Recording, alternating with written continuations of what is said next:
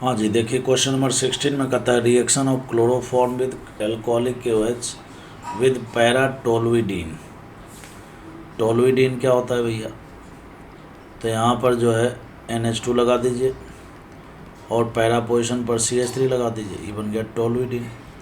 और इसका रिएक्शन जब आप कराओगे किसके साथ? क्लोरोफॉर्म CHCl3 KOH के साथ कराओ तो बच्चों ये NH2 ग्रुप जो है कन्वर्ट होगा NC में, आइसोसाइनाइड में। ठीक है ना, बहुत ही आसान क्वेश्चन है, केवल इन्फॉर्मेशन याद हो तो बहुत आसानी से कर सकते हैं। तो बी करेक्ट आंसर होगा। ठीक है, अब जो क्वेश्चन नंबर 17 है ये बहुत ही अच्छा सवाल है। ठीक है,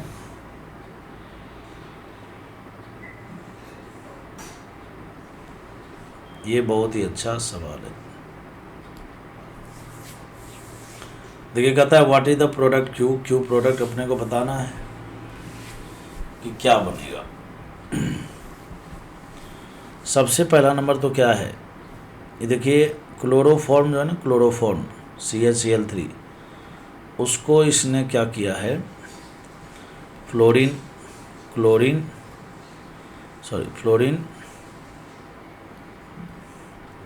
ब्रोमीन और आयोडीन में कन्वर्ट कर दिया है और यहाँ पर बेस ले लिया टर्शियरी ब्यूटॉक्साइड। क्लियर है? तो कुल मिलाकर बात यह है कि HX का रिमूवल होना है अल्फा एलिमिनेशन के द्वारा। तो H तो हटेगा, लेकिन X के रूप में कौन हटेगा? आयोडीन हटेगा। सबसे अच्छी बात इस रिएक्शन में ये है, तो यहाँ पर C फ्लोरीन और ब्रोमीन जुड़ गया, तो ये कार्बिन है, ब्रोमोफ्लोरोकार्बिन। ओके, अब ये कार्बिन का एल्कीन के साथ रिएक्शन कैसा होता है बताइए? कार्बिन का एल्कीन के साथ रिएक्शन कैसा होता है? तो जब भी C डबल बॉन्ड C के साथ कार्बिन का रिएक्शन होता है बच्चों, जैसे CH2 कार्बिन है, तो यहाँ पर इसका अटैक हो जाता है इसके ऊपर और साइक्लाइजेशन हो जाता है। साइक्लाइजेशन होकर के ये कुछ इस तरह से साइक्लिक प्रोडक्ट बना लेते हैं। ठीक है ना, या यूँ समझ लीजिए कि यहाँ पर ये फ्री रेडिकल्स के रूप में टूटेगा, एक बॉन्ड इसके साथ एक बॉन्ड इसके साथ, ऐसे बन जाता है। समझ में आ रहा है? बहुत ही अच्छा सवाल है, मैकेनिज्म बेस्ड है, इत्मीनान से समझिए। अब देखिए बच्चों, सबसे पहला नंबर ये जो कार्बिन है, इस कार्बिन को हम लेके आएंगे इसके सामने। यहाँ पर जैसे हम इसके सामने लेकर के आएंगे तो ये डबल बॉन्ड में यहाँ पर इस तरह से इस कार्बन को जोड़ करके एक रिंग बना देंगे।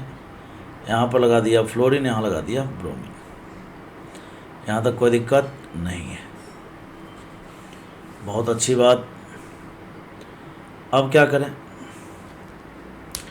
अब देखिए यहाँ पर एक और इम्पोर्टेंट बात, ये जो बेस है ना, देखिए ये वाला जो कार्बन है, इस कार्बन से जुड़ा हुआ हाइड्रोजन क्या है? एसिडिक नेचर का है। कैसे? अगर मैं इस बेस के द्वारा यहाँ से इस हाइड्रोजन को H+ के रूप में हटा देता हूँ, तो जैसे हटाऊँगा तो देखो यहाँ पर क्या होगा, एनायन का फॉर्मेशन हो जाएगा। क्या एनायन का फॉर्मेशन होगा, और एनायन का फॉर्मेशन होने के कारण ये एरोमेटिक बनेगा। यानी कि अगर इस कार्बन से हाइड्रोजन को H+ के रूप में रिमूव किया जाए तो ये एरोमेटिक बनेगा और इसकी स्टेबिलिटी बढ़ेगी। तो इसका मतलब इस कार्बन से हाइड्रोजन H+ के रूप में रिमूव होगा, और जब किसी कार्बन से हाइड्रोजन H+ के रूप में रिमूव होता है तो उस कार्बन से जुड़ा हुआ हाइड्रोजन एसिडिक नेचर का होता है। तो सबसे पहले यहाँ पर एनायन बनेगा, फिर वो कार्बन यहाँ पर आकर के साइक्लाइजेशन करेगा और ये बनेगा। वो मैं पहले बताना भूल गया, बाद में बता दिया, कोई बात नहीं। अब क्या होगा? अब यहाँ पर बहुत ज़बरदस्त काम होगा। तो ये जो कार्बन पर नेगेटिव चार्ज है बच्चों, अब आपको पता है कि नेगेटिव से ज़्यादा स्टेबल कौन सा होता है? न्यूट्रल। तो ये क्या करेगा, यहाँ का जो लोन पेयर है, कार्बन पर नेगेटिव चार्ज का मतलब लोन पेयर, तो यहाँ का जो लोन पेयर है वो इधर शिफ्ट होगा। समझ में आ रहा है क्या?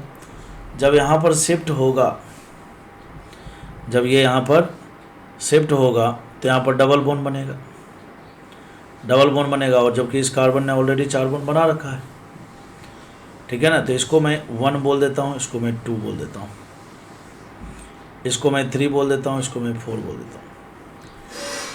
तो यहाँ पर ये हुआ। अब क्या होगा कि ये जो दूसरा कार्बन है, जैसे यहाँ पर डबल बॉन्ड बनेगा दूसरे कार्बन पर, तो दूसरे कार्बन का तो ऑक्टेट ऑलरेडी पूरा है ना, तो यहाँ पर एक हाइड्रोजन है, 4 बॉन्ड बनाए हुए, तो किसी एक बॉन्ड को टूटना पड़ेगा। तो यहाँ पर देखिए बॉन्ड कौन सा टूटता है, यहाँ पर बॉन्ड टूटता है बच्चों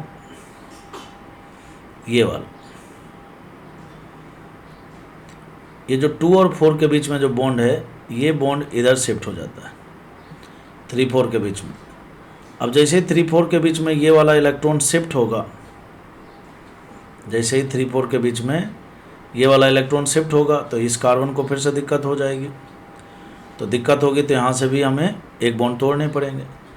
तो जिस समय दूसरे कार्बन का ये इलेक्ट्रॉन इधर शिफ्ट होता है, 2-4 वाला बॉन्ड टूट करके इधर शिफ्ट होगा, उसी समय यहाँ से ब्रोमीन भी हटेगा। ब्रोमीन ही क्यों हटेगा?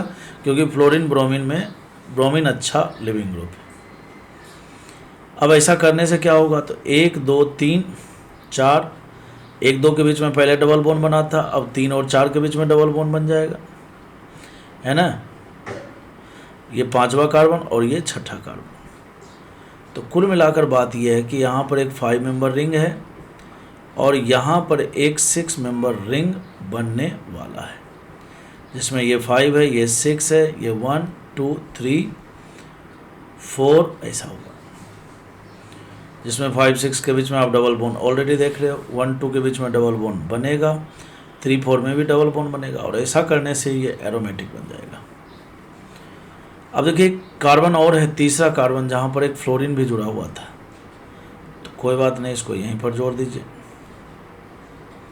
है ना, बस हो गया, यही है फाइनल प्रोडक्ट। तो देखिए ऑप्शन नंबर डी इसका करेक्ट आंसर। तो ये बहुत अच्छा सवाल है बच्चों, फिर से मैं आपको बता दूं। सबसे पहला नंबर यहाँ पर एक्सपेरिमेंट क्या किया गया, क्लोरोफॉर्म को कन्वर्ट कर दिया फ्लोरीन, क्लोरीन, ब्रोमीन और आयोडीन, और इसका बेस टर्सरी ब्यूटॉक्साइड के साथ रिएक्शन करवाया, है ना। तो यहाँ पर HX का रिमूवल हुआ HI के रूप में, और कार्बिन बना। फिर वो कार्बिन एक इलेक्ट्रोफाइल हुआ, जो कि इस एल्कीन के साथ रिएक्शन करके साइक्लाइजेशन हुआ। रिएक्शन स्टार्ट होने से पहले ये जो बेस है, ये यहाँ से जुड़े हुए एसिडिक हाइड्रोजन को H+ के रूप में रिमूव कर देता है, फिर एनाइन बनता है, और फिर सारी बातें आपको समझ में आ गई। नहीं समझ में आया तो वीडियो आगे पीछे करके 1-2 बार देख लीजिएगा, और इसके मैकेनिज्म को आप 2-3 बार खुद से लिखिए, फिर आपके माइंड में ये अच्छे से सेट हो जाएगा। वो इसलिए भी बोल रहा हूँ क्योंकि इस तरह के क्वेश्चन अभी बार बार आएंगे।